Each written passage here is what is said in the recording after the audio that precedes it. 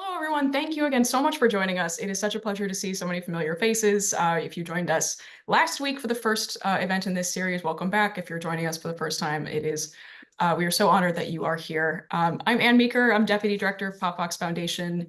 If you are on our Casework Navigator list, you have probably gotten a lot of my emails before. As mentioned all the time, I am a former caseworker. I am a former Director of Constituent Services. And I run our Casework Navigator program. So it is so delightful to see all of you. Thank you so much for being here.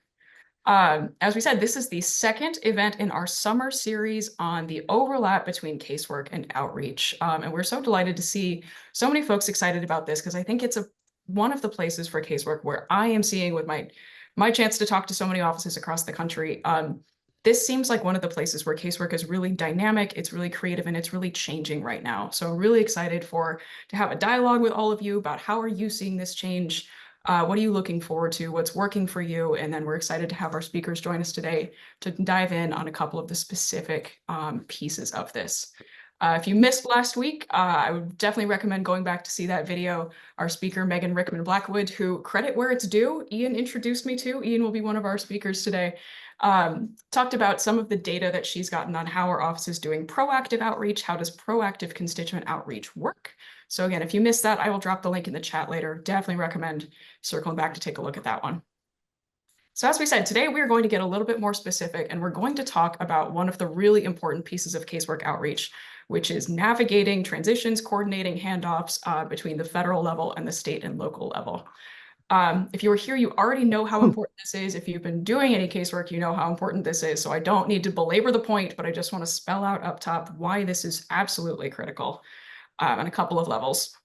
First is I hear constantly from caseworkers that a big issue that federal caseworkers always handle is constituents coming to federal level with state and local concerns. So being able to do those seamless handoffs is absolutely critical for making sure your constituents know where they need to go to get the help that they need. To Megan's research last week, if your team does any proactive outreach, you are likely going to beat the bush and have stuff fall out that has to go to the state and the local level. So if you are planning proactive outreach, probably best to give your state and local counterparts a heads up, let them know that you're going to be doing that. Some of that's going to be coming their way. And then lastly, I think this is maybe the most exciting part of this. There are probably some big efficiencies to be gained in casework outreach by coordinating more seamlessly with state and local offices. Again, this is one place where I've really been impressed with how offices are thinking creatively about how to do casework outreach. We've seen a ton of service fairs and resource fairs really stacking up casework and other services at the state, federal, and local level. So I'm really excited to see this as a place where caseworkers are starting to experiment, and we're excited to talk more about that today. So today we have two speakers who can really speak to this experience directly in their experience coordinating with federal caseworkers at other levels of government. So I am so honored to welcome Ian McKnight, who is a State Training and Development Manager at the Levin Center for Oversight and Democracy. Prior to joining the Levin Center, Ian worked on software implementation and development for state legislatures and previously served as a staffer for a member of the Michigan House of Representatives. If anyone has worked with Ian in his former capacity, I hope you'll drop that in the chat and wave hello. And then also, and thank you so much to Nick Dukuslian for being here. Nick got a little bit shanghaied into doing this by me because he is currently an effective government fellow with Pop Fox Foundation. He's stuck working with me this summer, but he's also an MPP candidate at Chicago's Harris School of Public Policy. Previously, he has served in staff positions with Congress, the California State Legislature, and rural county government. So if there's anyone who can talk about the differences between working at all three levels of government, Nick is the one to do that. All right, let me do another round of the waiting room. I think I've got everyone. Perfect. So up top, let me just say two quick things about how today's going to run. We're going to have some opening remarks from our speakers. We have made this event a meeting rather than a webinar because we do want to hear from you about what's working for you. What can you share about what's worked for you? Any questions that you have. So if you have a question, please feel free to drop that in the chat or currently work with Ian. Beautiful. Love it. The reviews are glowing. Anyway, if you have a question, please feel free to raise your hand on Zoom and I'll be happy to call on you if you'd prefer to just ask your question, or feel free to drop that in the chat. The other thing too, I hope folks are staying safe and cool today because we know there is that massive heat wave across the country. We have seen a couple internet issues with power going a little bit sketchy with this heat wave. So if one of our speakers drops off for any reason, we will just pivot and move right along. So just want to say that up top so we have our expectations. Hope there are no questions. If you have questions, please save them for just a second. We will plan to get to them. But let me go ahead and kick it off. Ian, do you want to share a little bit about your experience in state government and just advice for caseworkers on handling state relationships? Sure, I would love to. And thank you so much for having me. It really is a pleasure to be a part of this. And it's very cool to, work with an organization that is so focused on good casework. I think casework is one of the coolest parts of the legislative branch. And it's just great to see so many resources devoted to it. So thank you. And thanks for having me. I am weirdly lucky because I've had this very strange window into American constituent service. I spent some time in college as a Senate intern digging through all that irradiated mail that comes to Capitol Hill baked to a crisp and de-anthraxed. So I was there for a little while, and then I went to work for the Michigan House when I was out of school. And I worked for a member office there, which I'll talk about in a bit. I did software implementations for constituent service software after that, with a bunch of states and with just enough federal offices on the House side to be dangerous and to get my foot in the door at the Congressional Credit Union, because there are no good credit unions in New York City somehow. And then I did some time, well, now I'm here at the Levin Center, actually, working with even more states with a focus on legislative oversight. And we'll talk about how that relates to this casework stuff later, too. All of that is to say, I am not a perfect expert on constituent casework, but I do have this weirdly wide range of experience and a lot with state legislatures that I hope will be somewhat helpful to you all. At the state level, the legislative branch is fundamentally the same quirky, co-equal branch of government that we all know and love. Like in DC, you wouldn't know it was a co-equal branch if you compared it in terms of factors like budget or institutional memory, but it's the same idea. And beyond that, states vary pretty widely. There are really big differences, some that will look completely foreign from a congressional perspective in terms of staffing, in terms of resources, session timing, term limits, and a lot more. And we'll talk about that later. What I want to do with my time here is tell you a little bit about daily life and constituent service in the office where I was in the Michigan legislature, and some of our work. And then I'll touch briefly on the national range of legislative institutions and hopefully give you a sense of what you can expect working with your colleagues at the state level. Maybe for some of you, this is all old information. For some of you, maybe it's brand new, but I hope it's helpful. When I was in the Michigan House, I worked for a member who represented the southern suburbs of Detroit. South Detroit, like in the Journey song, is not a thing. There is a river, and then south of the river, there is Canada. But if you get in the river and you float down the river for about 10 miles, you reach this group of communities that are collectively called downriver. Some of it is suburbs. There's farmland in there. It's got cute downtowns. It has very good pepperoni rolls for lunch, and it's got a whole lot of industry, mostly the auto industry. So when you start work there, you have to sell your Honda Accord and buy a Ford because it is Ford territory. Most districts in Michigan, when we're looking at the Michigan House, are about 80,000 people. So you're not going to recognize the entire district by face, but it is about 10% of the population of the average US House district. So you get to know people pretty well comparatively, and it's a much smaller geographic space.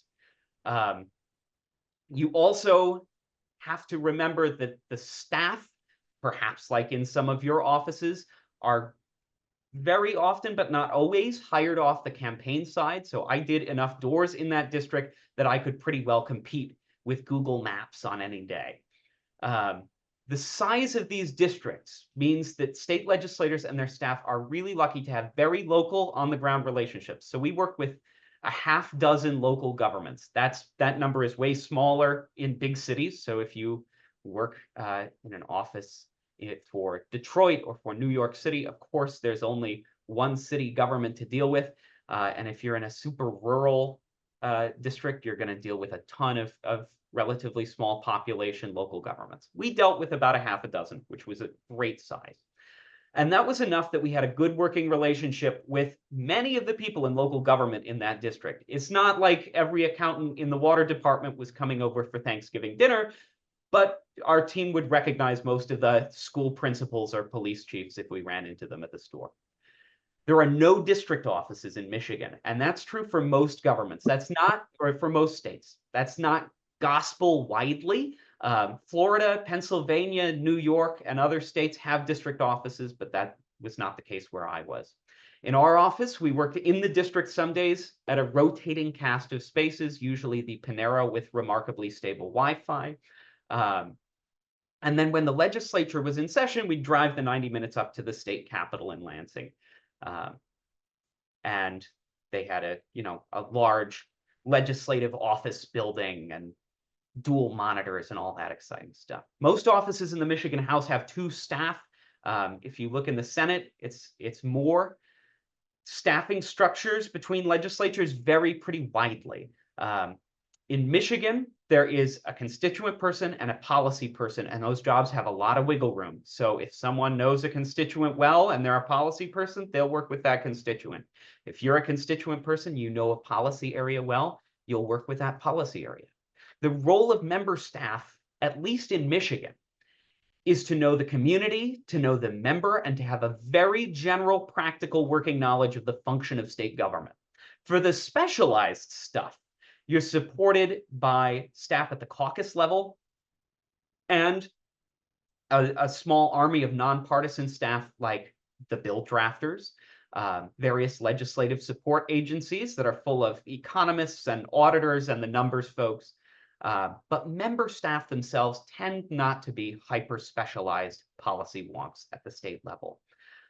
Similarly, constituent service folks, and I think this is just about true across the country, in state legislatures, constituent service folks are not that specialized by area, with the exception that anyone who was working there during the pandemic is an unemployment insurance pro. When the phone rings, you can wind up helping with freeway noise abatement next to a neighborhood. You can wind up getting a placement for someone in a state hospital or resending a tax refund check. You just don't know, and that's kind of part of the fun. The effect of doing general casework in a relatively small district is that you get to know and love a lot of your constituents, and your constituents feel the same way, which is a blast. So you end up developing these personal relationships over time. It's like, the family accountant or something, where you are the guy in Lansing that they call when something goes wrong, which is a great feeling. Like many of you, the great benefit of casework is that I have all these wonderful feel-good stories about, everyone from Delta Airlines got laid off and somehow my cell phone number wound up on their group forum. And I have a lot of friends at Detroit Metro Airport now. We did a lot of door knocking, and this is funny because everyone who has worked with me in a legislature knows that there is nothing I hate more than knocking on doors. And now, of course, I look back on it with great nostalgia. And that means that we would walk up to the house, even outside of campaign time, we would knock doors and meet constituents who would later call us, or I now live in New York. I returned to help my boss out a couple years ago and knocked on someone's door, and they said, "Oh my gosh, it's the unemployment guy. Sean, get down here." So it's very hyper local, which is wonderful. We also, and this is the story I will tell to transition into my talk about federal stuff.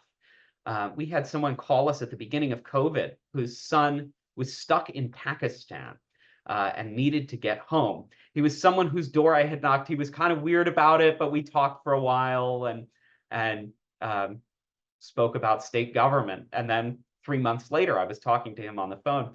And we were able to work with our federal counterparts to get him home, which was delightful and a really great example of what happens when you work between levels of government. So we'll talk about that in a minute.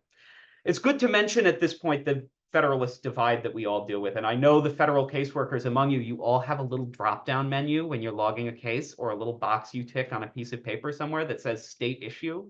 And maybe very secretly, it gives you great pleasure to click that box and kick an issue involving unemployment or insurance or Medicaid down to your state counterparts. At the same time, your state counterparts have a federal issue box, and it gives them the same pleasure when someone calls about Social Security or a passport or an IRS issue. We'll get to that later too. Before we do, for those of you who aren't lucky enough to work for Michiganders, I want to give you just a quick rundown on fundamental differences I look for to help me understand a new state legislature when I'm working with one. For some of you, this may be redundant, but I think it's important information, so I'll just quickly go through it anyway. And I don't want to give you the whole organizational structure of every American legislature because it would not be very exciting, but I want to give you a sense of some of the areas where these institutions can differ and how to understand. The first one is staffing structures and district offices. And this is a really big thing to understand when you're working with these institutions on constituent casework. Michigan is a relatively professionalized legislature. That's a term that's used pretty widely. Academics study legislative professionalization. It doesn't mean that in a legislature that is less professionalized, people are sitting around in pajamas and chewing gum all day, but it gives you a sense of, is this someone's honest-to-God year-round job?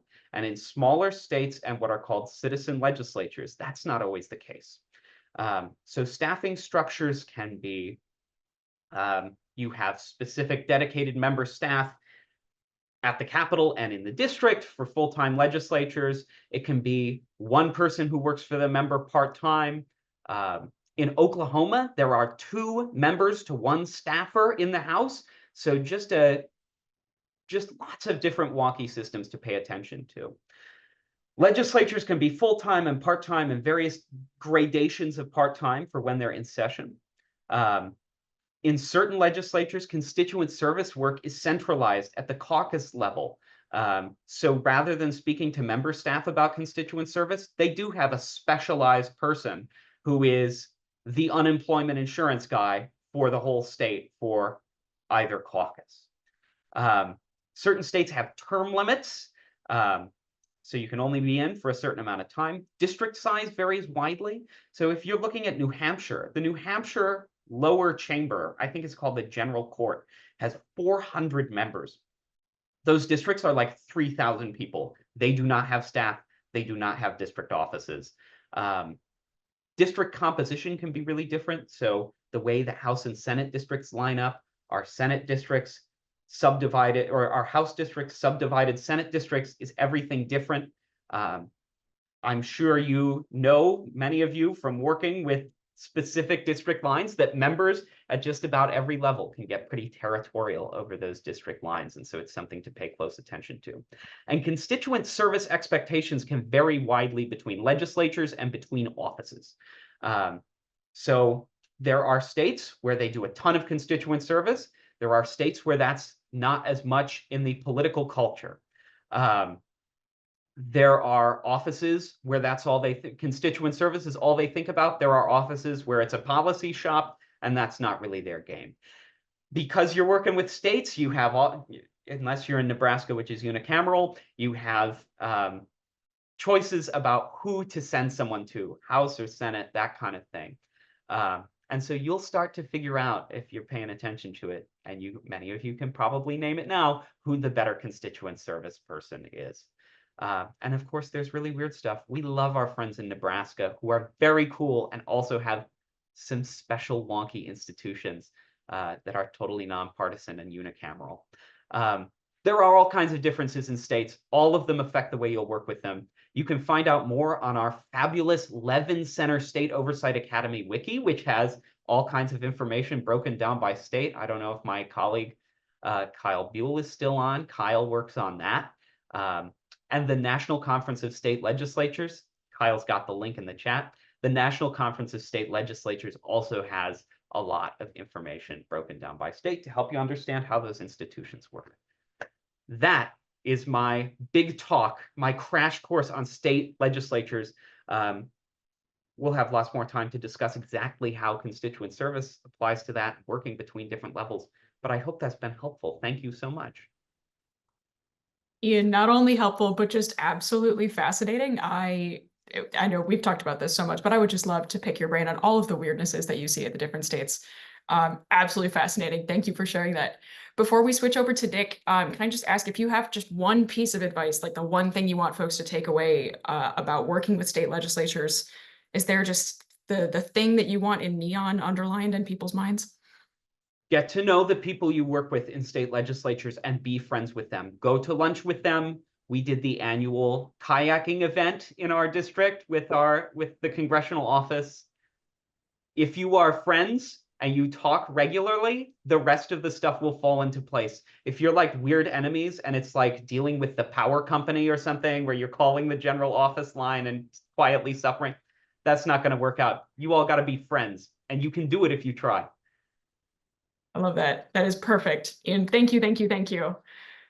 And then speaking of hyperlocal, literally hyperlocal weirdnesses and crazy differences in how things work and the type of casework that you might get. Nick, do you want to kick us off with just talking about your experience in local government and how that connects to all of the other levels that we've talked about today? Yeah, no, of course. Thank you, Anne and PopVox, for the opportunity. I'm an effective government fellow with PopVox this summer, so I'm really excited for this opportunity. And it's great to be talking with Ian about how important constituent work is, especially that handoff between state legislatures and local governments as well to the federal level, because unfortunately, as you guys may know, a lot does fall through the cracks. And so just a little bit of background about myself. I started, at a district office in Central California. I'm from Modesto, California, if that means anything to you folks. But I worked with former Congressman Jeff Denham, moved to his DC staff. Then I worked with the House Budget Committee in Washington, DC as well. Afterwards, I went back home and I worked at the local government level for about 2-3 years. It was during COVID, so the years kind of all mash up. But I worked at my local county board of supervisors. That's similar to your county executives, county government, whatever it may be. I think it's county commissioners in some states. And then after that, I worked for the California State Assembly in their as a consultant for their Office of Policy and Budget. So like Anne mentioned, I have kind of the three different prongs, different levels of government. And so I'm going to start with just a couple of things that surprised me as I moved through different levels of government. Number one, obviously, is your scope of influence and just the change that you can see on the ground. At the local level, your impact of the work is much more visible in the community. And this is really important to keep in mind when you're working with local field representatives, district directors, et cetera. If something's not getting done with these little folks right away, they're going to have an answer for them. And so, as you continue to move up through government, as you guys know, the bureaucracy and red tape, it continues to have its challenges. I obviously found the federal level the most complex with the approval and compliance requirements for everything.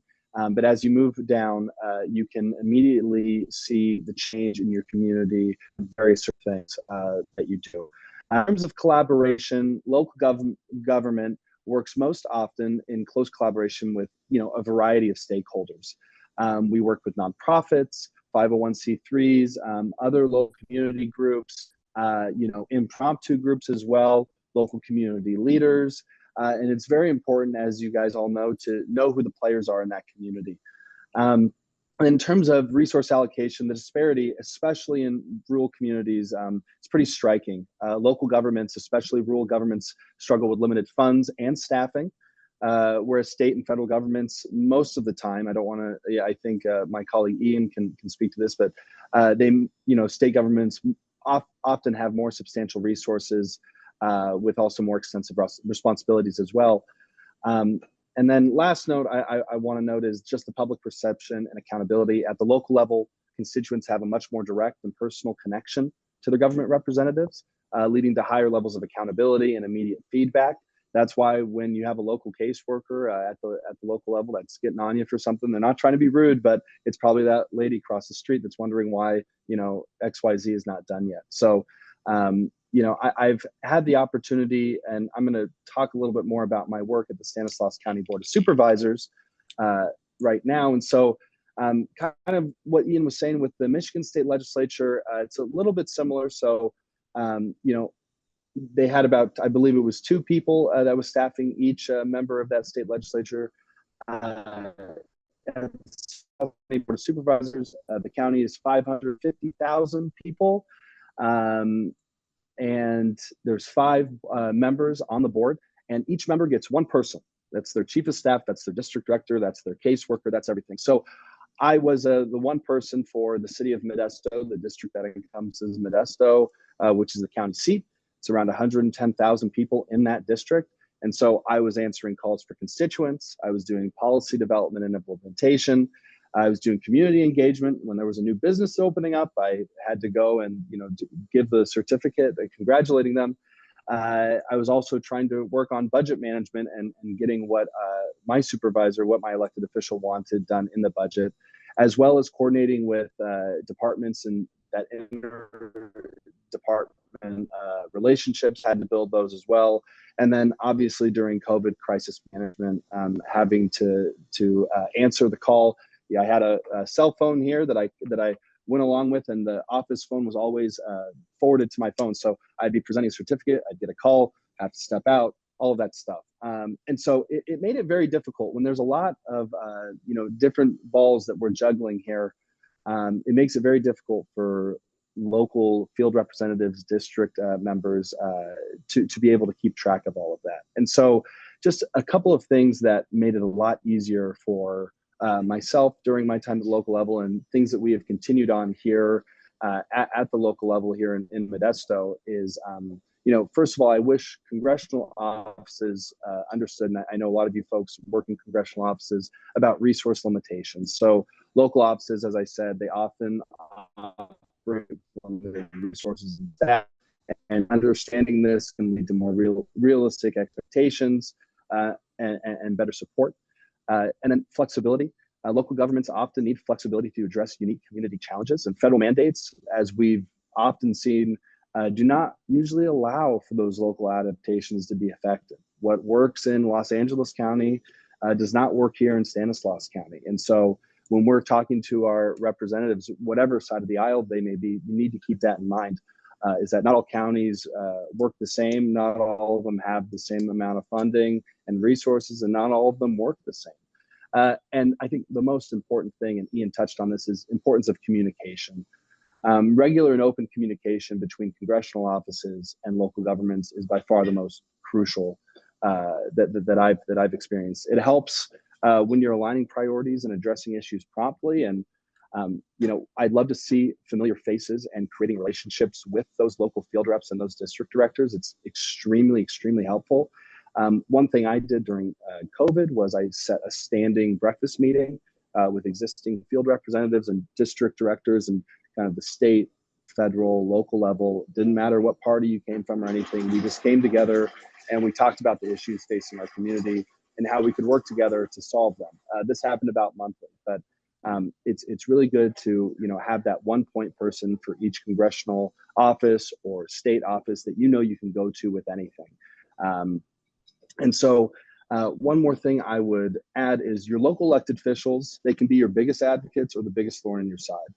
While your representatives are always working and you guys are always working to provide for your constituents, your member is often DC.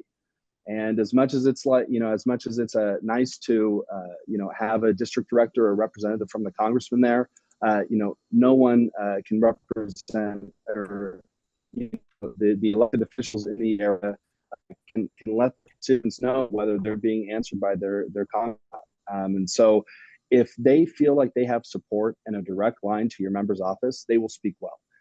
The experiences that I've had is when they're not able to get in contact with certain staff or the member, that's when things start to break down. So, I guess my one piece of advice is, for whatever your district looks like, I would for constituent services, I would provide each office one person of contact. Don't give us the office number. I'd like to see faces. We like to see faces. We like to be working with the same person over and over and over again. And even if that person just takes in the information and spreads it off to someone else in your office, that still makes it a lot easier on us. And then as well, doing the standard procedure where you like to send a receipt email or, just a follow-up text. It's always very, very helpful because we will be the first ones to say, if a constituent calls, we'll say, hey, we handed that off to the congressman. We handed that off to here. And, that may be it. So I think just keeping the lines of open communication is crucial, as well as, finding a single person that, I know I can always go to if I have any issues. So that's a little bit about my experience at the local level. Awesome. Nick, thank you so much. That's so helpful. And again, I'm just obsessed with the finer points of like the nerding out and how all of these different levels of government work through all of your experience. So thank you both. This is super, super helpful. I hope folks are finding it the same. One thing I would love to just put out to folks joining us here, Nick, you mentioned the standing breakfast meeting to bring everybody representing a certain number of constituents together. And Ian, you mentioned a couple ways to make friends, not least the annual canoeing, water sports. Kayaking. Kayaking event. So these are two really, really cool ways, cool, smart, helpful, reliable ways to build those relationships. So I would love to hear from everyone else here. Are there any ways that you found that have worked to set up and build those relationships? Do you have standing meetings? Do you have a group thread? Do you have a state Slack? If you have something that's worked for you, I hope you'll raise your hand or drop it in the chat and tell us all how that's worked for you. I think that would be super helpful. And I know there's so much creativity out there on this. And while we're waiting for folks to get thoughts in order there, Ian and Nick, can I just ask you kind of maybe a little bit of, my colleague on our team calls this evil brainstorming for a second, but what are the fastest ways to ruin a relationship with your state and local counterparts? What should people please never, for the love of God, do when thinking about those relationships? Let me first say I love the term evil brainstorming. I would say the big one is it's so easy, right, to cast, and I say this as a state person who it was so tempting to do this to the federal level sometimes. Don't cast blame on people. If someone calls and they say, I'm so angry about how unemployment insurance is done, it can be really tempting to say, well, your state legislator did that. They chose that for you because they're spiteful monsters. That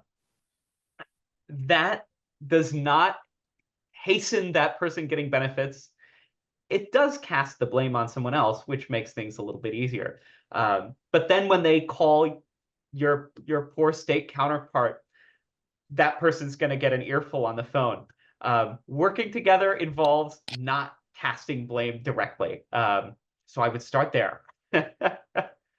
Definitely helpful. Nick, how about you? Any fastest way to ruin a local relationship? I would echo Ian's point for sure. The worst is when you get a call from a constituent saying, I called the congressman and he said that was a county issue and that your elected official here is the one that caused that. That's never a fun conversation to have, and it kind of catches you off guard, and then you have to talk to your boss about why you're getting bad calls. But I think, at least for and this differs everywhere, but I think lack of communication often is a huge issue, because we want to get stuff done for our constituents and we hear from them if we do not. And a lot of them don't care whether we go through the federal channels, the state channels, whatnot. At the local level, it's either it's done or it's not. And they're going to come to the office every single day, and we have to hear them talk every single day. They're going to call every single day, and you might run into them in the street, and they will stop you and talk to you for an hour about it. And so, when we can, have answers for them and communicate with our local offices, that's always great. There's been a few times where we've had to use relationships with congressmen outside of our district to get things done. And that's where the problems can start to occur. So I think just making sure that you're as responsive as you can to your local governments and your local elected officials, is a great way to keep the doors open and keep working together. That's awesome. Yeah, and I think absolutely that value of super clear communication is huge. Really appreciate both of you emphasizing that. And I see some awesome ideas in the chat about ways to build those relationships, including some joint charitable opportunities like passing out Thanksgiving dinners or doing food bank distribution. So that's awesome. I love those. That's a really cool way to just serve constituents and start building those relationships across those levels of government. So that's huge. Something I definitely wanted to ask you both about is thinking about just the timing for setting up and maintaining those relationships. I know when congressional offices are first coming in, obviously we're coming to the end of the congressional term here. There will be some new offices, there's be some departing offices. Do you have any tips for working with your state and local teams to hand off any relationships, or if there's new state and local offices coming in as the elections happen, any tips for kind of reaching out to those newly elected, newly in office folks to set up those relationships and kind of explain how federal casework works and what to expect from there? That's an excellent question. And I think everyone here knows the first month or two when someone is in office, and even that month leading up to it after the election, feels like total chaos. And every scheduling, you're competing with every lobbyist to schedule something with the new member. It's really challenging. I think one thing that can be really helpful is separate the member and staff. So of course, members are going to talk. Of course, that depends on partisan makeup and other things, but it can be really helpful if you have new state folks coming in and you're in a federal office, reach out to those staff and say, hey, we're your federal counterparts. We're at the district office. Why don't we all go out for lunch on such and such day? And that can be a whole lot easier because everyone else is clawing for the attention of the member, which wonderful. But usually it's easier to get stuff on staff calendars. It can be really good to have kind of those backdoor relationships that don't necessarily involve the members too, because that will allow you to work a lot more efficiently. So setting that up early, and being the ones to initiate that, because I know from experience, and probably you all do too, the first like 2 months that you're in office, it's like, there are no pens. Where do we find pens? And then that's a day-long quest and the day is over. Like, help them out and it'll serve you well. So one thing that I am really fascinated by in the relationship, especially between caseworkers on the state and the local level, is the fact that there's a little bit of an irony to state level casework, because a lot of these programs are federal cases that are then administered by the state. So then the federal teams don't technically have jurisdiction over them, but even though that's a federal program, can you talk a little bit about oversight at the state level and just thinking about how can federal folks learn from what state folks are doing in a way that should inform federal policy? Yes, of course, I would love to. And I'll advertise first while I have the forum to do it, that if this oversight stuff interests you and you are working on Capitol Hill or around the DMV area, we have an upcoming oversight boot camp, which is a very cool, very fun, very exhausting program coming up, I believe next month, that we host with the Project on Government Oversight folks. It's a really great opportunity. So if you're interested in this oversight stuff, get Googling, apply. We do it twice a year. It's a great time. Oversight, and I'll give my little oversight speech, and then we'll dive into the details here. Oversight, you probably think of hearings and you think of the Oversight Committee, and the Oversight Committee hearings, of course, have been very exciting lately at the federal level, if not totally productive. To properly legislate, the whole idea of oversight is to properly legislate, you need to monitor the results of legislation. So you have to always be circling back and looking at how are things working. You have to gather just immense amounts of data on how things are working. And oversight exists for the same reason that Congress has a library, because you need to be able to gather facts in order to legislate effectively in a complex society. And casework is a very cool, very old way of doing oversight. Casework is like pretty old in the scheme of American legislative institutions. If you look at like the CRS casework guide from, I think, 2 versions back, in a footnote, it mentions that like John Quincy Adams was working on postal appointments when he was serving in Congress. So it's an old and important form of oversight. We look at people-centered oversight at the Levin Center. This is a project we're working on now, so watch for a report early next year on this, which is how does your programming, how do your policies affect the people that depend on them? And that involves collecting really good casework data. That involves working with states to understand how they're implementing federal programs. On the question of implementation, all of us at the Levin Center are very big fans of Jennifer Palka's amazing book, Recoding America. Go buy a copy today. There's a great interview with Ezra Klein out there. Fantastic book. When you're working with states, a lot of that state stuff is stuff that you all at the federal level are footing the bill for. Unemployment insurance, pandemic unemployment assistance, that PUA thing, sorry for the folks for whom that is a deeply scarring acronym to hear again. That's a federal program implemented by the states.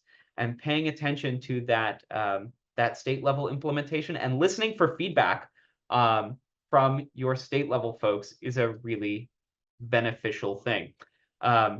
So at the same time that you are doing casework, it's helpful to speak to the casework teams at the state level as well, because they have that data, hopefully quantitative, certainly in terms of vibes on how that implementation is working on the ground and what they're hearing from constituents.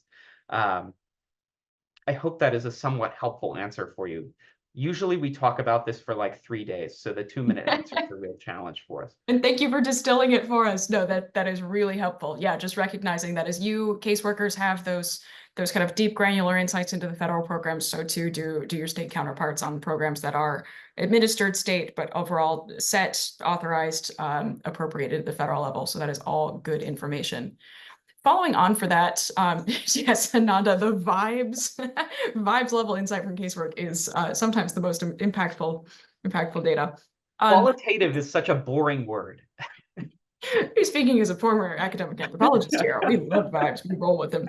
But just to put a really fine point on thinking about that specific weird relationship between state and federal, is it ever, or when would it be appropriate to reach for a state level caseworker to reach out directly to the state level, or for a federal caseworker to reach out directly to the state agency? Ian, do you have thoughts? Ooh, that's a good question. It's not, well, some of it's culture, right? So someone in the chat was saying, like, if we have a state issue in New Hampshire, there are like 400 of them. We just call the agency. That's fine. That's part of your political culture in New Hampshire, which has an amazing political culture. Probably the standard operating procedure across states is that, again, people get territorial. That's not a bad thing. It's just a very, we have a system of government in this country that allows you to be, or requires you to be really territorial. I would say during the pandemic, there was a lot of that where congressional offices were getting so much unemployment stuff that eventually everyone was like, fine, you work with the unemployment insurance agency too. That's on you. Generally, I would say if it's an unusual thing, and for most of you, it probably is, it's best to work through the state office to, if you can, hand that case off to your state counterparts. If you are working directly with a state agency, just let them know. Like, it's one of those things where certainly you all are caseworkers. You do things because you are good people who want government to function well. I don't know, maybe some of you have terrible ulterior motives, but in general, you're good people. You want government to function well. Your state people are on the same page. But it just helps if you reach out to them and say, hey, we had to call the DMV today because we had this thing, we just needed it to get fixed. That way it doesn't get back to them where it's like, the congressman called the DMV for me and you didn't help. Like, that's just a helpful thing, and it maintains good relationships and keeps open lines of communication. Awesome. That is really otherwise good. It's a special circumstance thing. Perfect. Okay, that is super helpful. And on that, again, thinking about like the specific brass taxi parts of the relationships between the federal, state, and local. And Nick, if you're back, I would love for you to jump in on this one too. As we said up top, something I'm really excited about is seeing congressional level caseworkers kind of lead on some of these really creative outreach events.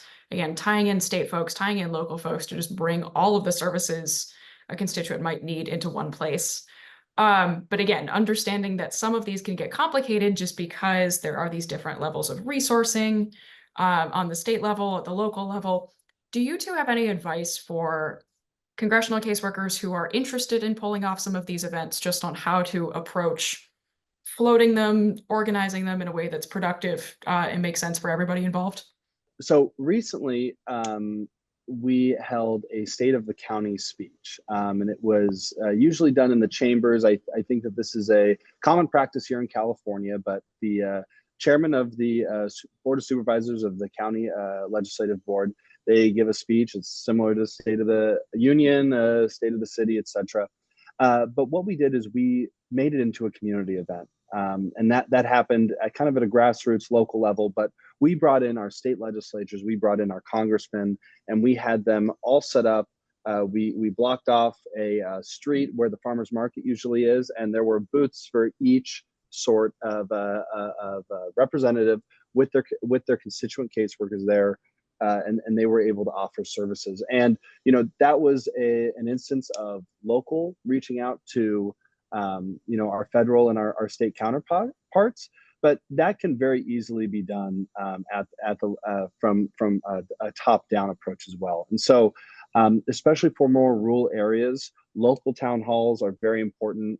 Local road shows are also important too. We've flirted with in Stanislaus County doing our meetings instead of in our chambers. We do them out in the community at a local community library, or things like that, because for especially larger, more rural districts, sometimes your chambers are an hour and a half away from a lot of constituents. And so we like to at least once a year bring that out to these folks that maybe don't have that opportunity to do that.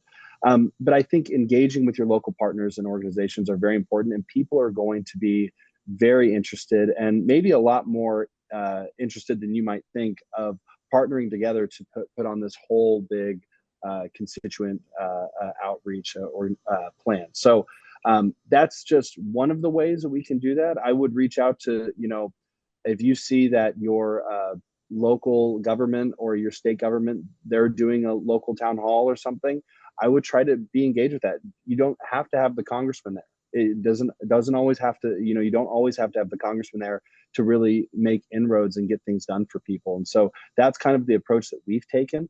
And then when the congressman, does want to do an event in the district, reach out to your local offices and, see if you can get someone from your county or the state level there. Again, it does not have to be the elected official. I know we all like to see the elected officials be there, but real casework gets done, sometimes when they're out of the way and they don't have to, placate and talk like they do. So that's just a little tidbit.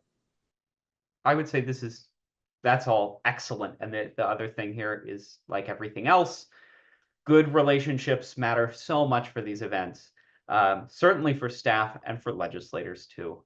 And there are large dynamics at play between state and federal legislators. So you all as staff, if you work well with the other staff, you can kind of help grease the skids. Just like anything else, be clear on who's responsible for what. Know that state and local offices probably think about events a little bit differently. They have smaller areas. Things tend to be a little bit less formal. They don't have like a big advance team. They got a guy who's like, yeah, I know where that place is. So they're not totally winging it, but the in-district schedule is probably a little less rigid. It's cultural differences. Y'all are smart. So that's those are my notes on that. Super helpful, both of you. Thank you. And folks, we're coming up on time, but I want to make sure we leave a chance. Again, if you have a great way that you've worked with your local legislators, your state legislators, if you have a question, go ahead and drop that in the chat or raise your hand. We should have time for one more of those. And let me just ask you both for kind of a final question while we're while we'll wrap it up here. As a new staffer, again, if you're brand new, if you're a new caseworker, you're just thinking about, okay, I've come into this. There are relationships that predate me with my state and local counterparts. I really want to make sure that I set myself up on the right foot here.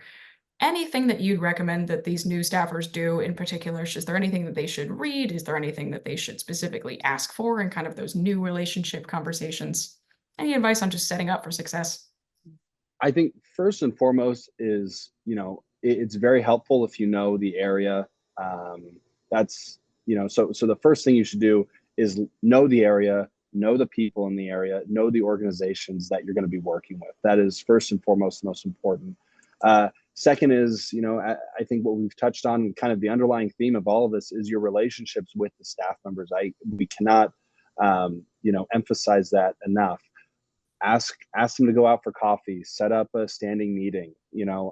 They're here to help you. Whether it's, I've never run into a staffer, constituent caseworker, staffer that just because we're on the other side of the aisle, they're not going to be helpful. Listen, everyone is happy when their constituents are happy. So when they get stuff done, it's going to benefit their member just as much as it's going to benefit your member. And everyone wins when the constituents win. That's the great thing that's set up with our system of representation here. But another thing is that, I mentioned the county board of supervisors, county commissioners, executives. I would learn about how your local government works, how your city is set up. And just, that may help you with a little bit of the bureaucratic tape as well. I've learned so much in county government that I, thought as someone that had worked in Congress, I had already known. But there are so many things that just kind of fall through the cracks that you're maybe not aware of. At the county level, just for our own county, we oversee 27 different departments. And if there's a problem with the sheriff, a lot of people think, oh, we'll reach out to the county board of supervisors because they oversee the sheriff's budget. No, the sheriff is his own separate entity. And so, just kind of learning those is really much a learn as you go type of ordeal. But again, reaching out to your, staffers and making a good relationship with those people is paramount. And then also learning the area, learning what the hot button issues are, and just really familiarizing yourself with that are going to set you up for success. Yeah, I will echo the same thing. Everything is local. Like, the way I like to talk about it is everything works better for you and for your constituents when you try to create a government of first names, where, you're not going around and you're saying, this weird alphabet soup agency is responsible for that thing, and they're hateful and wretched. It's much better if everyone is on the same page and can say, okay, this is Jim's project. He's at the agency. He's the project manager. We know what's going on. The community's not too happy. There's a lot of weird, intricate, dense stuff, especially when you get into local politics. And you have it's really nice, actually. We had the same thing working for the state legislature and working with local governments, where the local people are so happy to be your guide and introduce you to the right people. Same thing. If you're at the federal level, there is no shame in asking, hey, state folks, can you introduce me to the people who are involved in such and such project, or help me understand what's going on here? The state and local people really know local communities, and it's not because they're better than congressional staff. It's just because those districts are so much smaller. So the density of knowledge that they have is really incredible. Spend as much time as you can in the district. Go out to lunch. No sad desk sandwiches in the district. Go out to lunch and get to know people.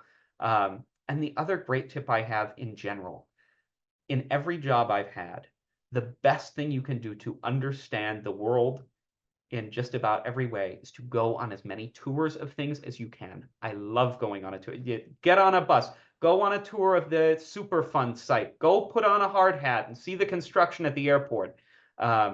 Get out on the sheriff boat and see what they do and talk to them. People are happy to talk to you. And you really get a better sense of how the world works and how things look for your constituents when you are on the ground looking at a place and understanding it. So don't sit at your desk all day. I say as someone who has not been outside since 9 a.m. Perfect. What a wonderful note to end on. And I do just want to say, to put a super fine point on it for caseworkers. I know sometimes those like outside in the district outreach stuff means negotiating those relationships with your outreach staff. But yes, I cannot emphasize this enough. Go talk to your state level caseworkers, go talk to your local folks, and then go as you can, as you have time, as you have bandwidth, go do some tours for the agencies and local offices in your area. Perfect. Ian and Nick, thank you so much for joining us to share your expertise and your experience doing state level casework, local level everything, wearing all of the hats that you have worn in the past and continue to wear. It is such a pleasure to hear from both of you and to get to work with you guys on, again, building those relationships at federal, state, and local. So thank you both again for being here today. And a couple of thank you. And a couple of points just to wrap up for everybody. I have a few shameless plugs and pitches. So as we mentioned at the last webinar, so Nick and I are actually doing a project on looking at the range and the scope and mapping how our office is doing constituent outreach and constituent engagement beyond mail and phones. So if your team is doing some cool stuff and you are up for us to interview you, please shoot me a quick note. We are happy to work around your schedule and do these as anonymously as you are comfortable with. So we'd love to chat with you guys about, again, how is the outreach and the casework all fit together for your team. As always, all of our resources for casework are on our website, popbox.org/casework. We have all kinds of things that we hope are helpful. We're always developing more resources. And if you are not on our Casework Navigator newsletter list, shoot me a quick email. Again, my email's in the chat. We'll make sure that you get on there to get things like notifications when we post, when we get ready for new webinars, and when I send out recaps of webinars and videos and recordings after we do these. So as always, it is such a pleasure to get to spend this time with everybody. Thank you so much again for taking the time to be there. East Coasters, go enjoy your evening, and everyone else, have a wonderful rest of your day. Thank you so much, everyone.